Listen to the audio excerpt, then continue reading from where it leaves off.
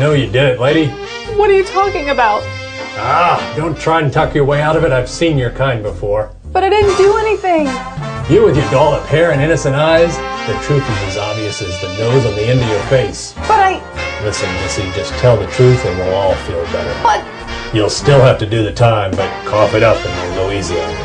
But... I'll give you one more chance, lady. Confess.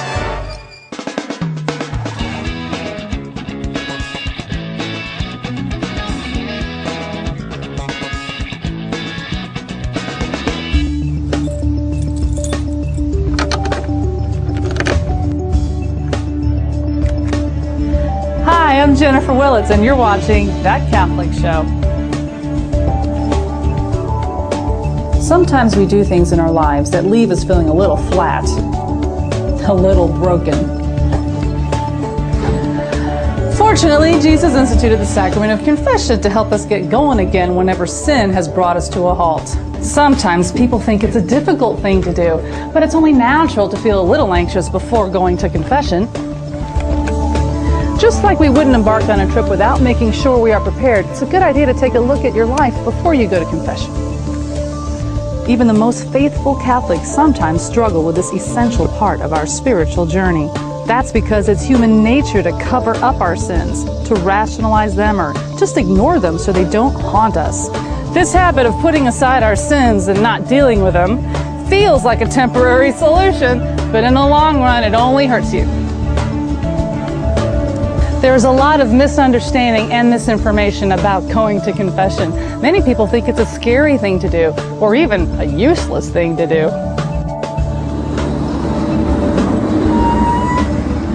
Non-Catholics and even some Catholics say things like, I confess directly to God. Or, why should I tell my sins to a priest? God knows I'm sorry. That word confession might cause some of that anxiety, but what is so commonly called confession is really a sacrament. It's the sacrament of penance and reconciliation. This sacrament is known by many names. It is called the sacrament of conversion because we return to the Father after we have sinned. The sacrament of penance because we follow the steps of conversion, penance, and satisfaction. The sacrament of confession because the disclosure of sins to a priest is an essential element of this sacrament, but it is also a confession, acknowledgement, and praise of the holiness of God and of His mercy towards sinful man. The sacrament of forgiveness because through the priest's sacramental absolution, God grants the penitent pardon and peace. And it is called the sacrament of reconciliation because it imparts to the sinner the love of God who reconciles.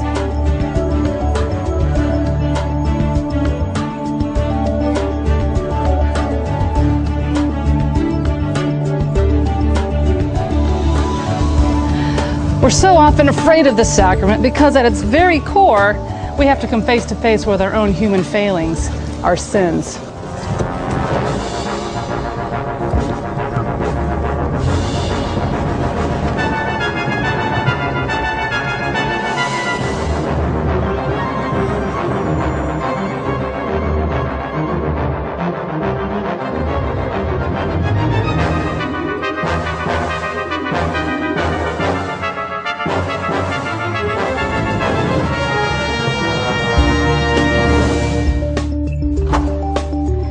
As Catholics, we recognize that only God forgives sins, but we also recognize that priests, acting with God's instructions, are sent out on behalf of Christ, with God making His appeal through Him and pleading, be reconciled to God.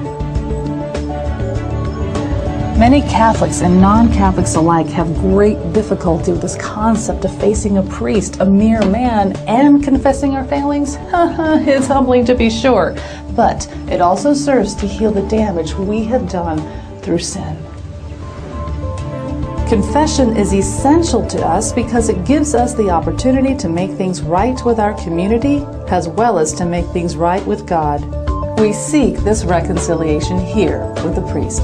While we know that Christ gave Peter and subsequently the priests the power of absolution over our sins, the method of seeking the absolution has varied over the ages. Penitents, particularly in the early centuries, were often required to do public penance for their sins. In the 7th century, inspired by Eastern monastic traditions, the concept of private penance arose, which then gave frequent reception to this grace-giving sacrament. To make a good confession, we must have contrition. We must be sorry for our sins.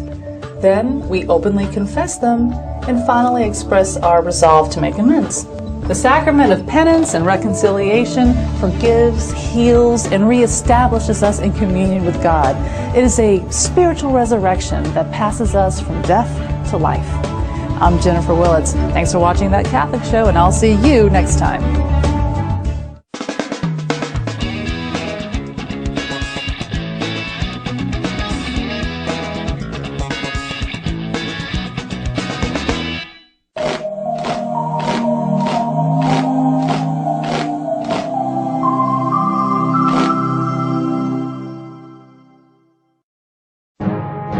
SQPN, the best in Catholic podcasting.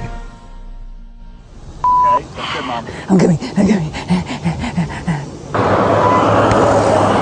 Non-Catholics and even some, man, it's either 20 cars or none.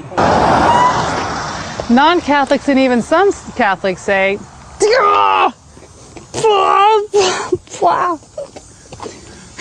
I'm so mad at myself. I keep ruining things. You scowl. I don't know. You with your dolled up let's try Hair. it again. I'm not going to get that. Yes, you will. I got this line. I got it. Eastern monastic traditions now gives us... See, as I walk closer, I get more of the line. There's something about this carpet. Penitents, particularly in the early centuries... I said it wrong, the wrong inclination. In the 7th century, inspired by early monastic... It's Eastern monastic. Inspired by Eastern monastic traditions. Now I got that line. Honey, could you stop doing this? Because you make me feel like you're about to die. The concept of private confession arose, which then allowed for the frequent reception of this grace-giving sacrament. I just wanted to say it all the way through. Okay, it's true. It's all true. I did it. I confess. Are you happy now? I'm sorry.